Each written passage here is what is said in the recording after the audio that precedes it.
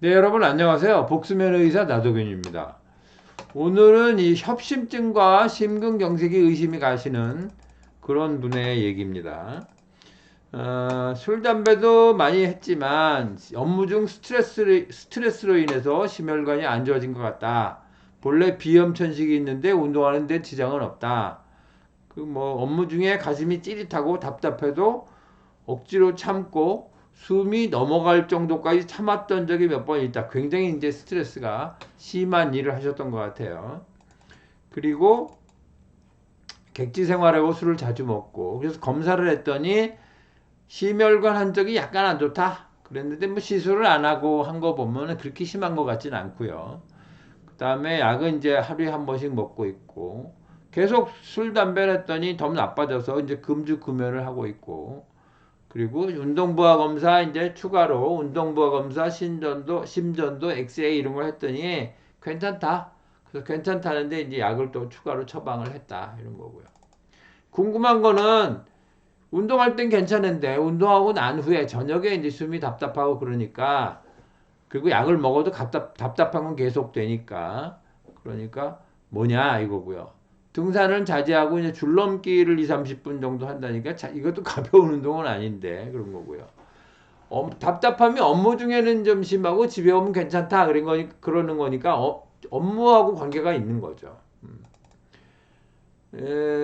협심증은 운동할 때 통증이 있는데 본인은 이제 운동 이후에 답답하고 찌릿하니까 이건 협심증이냐 심근경색이냐 이런 거를 질문하셨고요.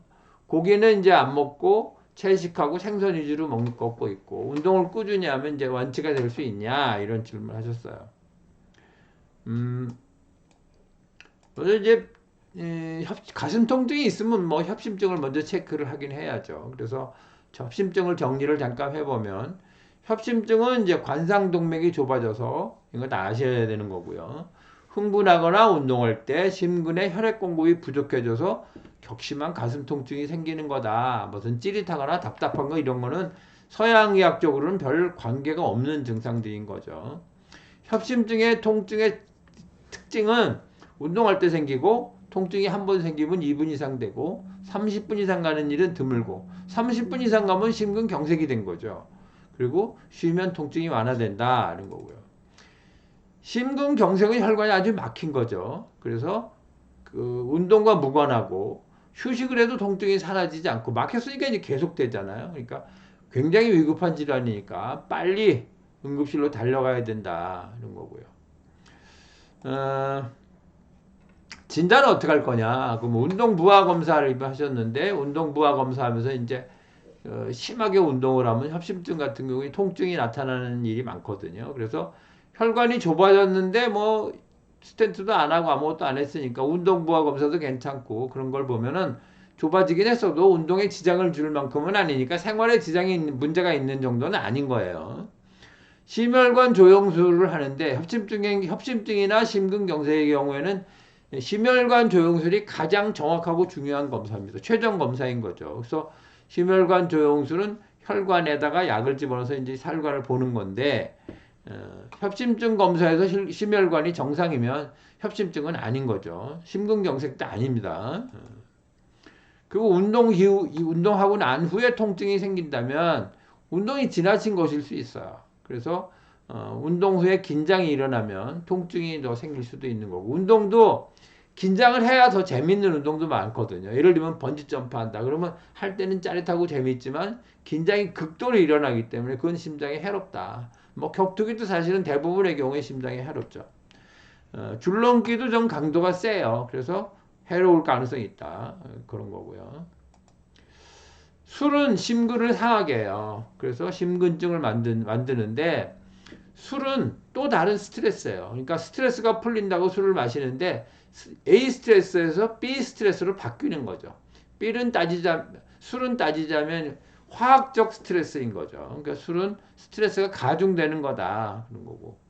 긴장과 스트레스가 심장 근육과 혈관을 나쁘게 만든다. 그런 거고요.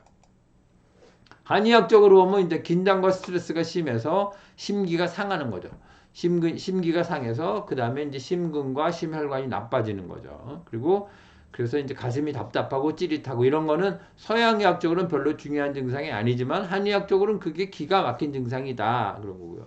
비염과 천식도 그 2차적으로 심기가 막힌 것 때문에 생긴 2차적으로 나타난 것일 수 있다. 이런 거고요.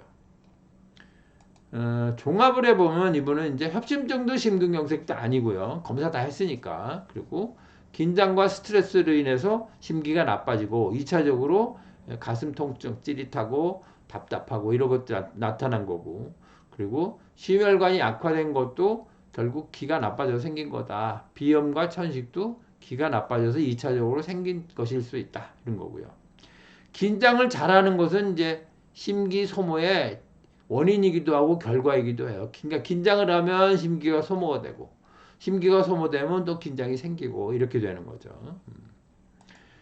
치료를 그러면 어떻게 할 거냐? 치료를 위해서는 긴장과 스트레스를 낮춰야죠.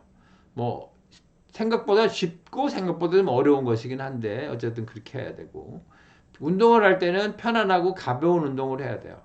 그러니까 트레킹 정도가 좋고 줄넘기는 하려면 조금만 하는 것이 좋다. 한 20분, 30분은 너무 많다. 이렇게 볼 수 있고요. 지나친 적극성은 일에는 좋아. 이분은 굉장히 적극적이신 분 것 같고 긴장도 높으신 분 것 같아요. 그래서 지나친 적극성은 일에는 좋지만 몸에는 무리가 올 가능성이 많다. 건강에 나쁘다. 이렇게 말할 수 있는 거고. 건강에는 약간 사실은 조금은 게으를 필요도 있어요. 한 달 정도에서 좋아지지 않으면 이제 한약의 도움을 좀 받는 게 좋다. 이거예요. 네, 오늘은 이제 가슴 통증이 있고 가슴이 답답한 경우에 대해서 말씀을 드렸습니다. 여기까지 하겠습니다. 감사합니다.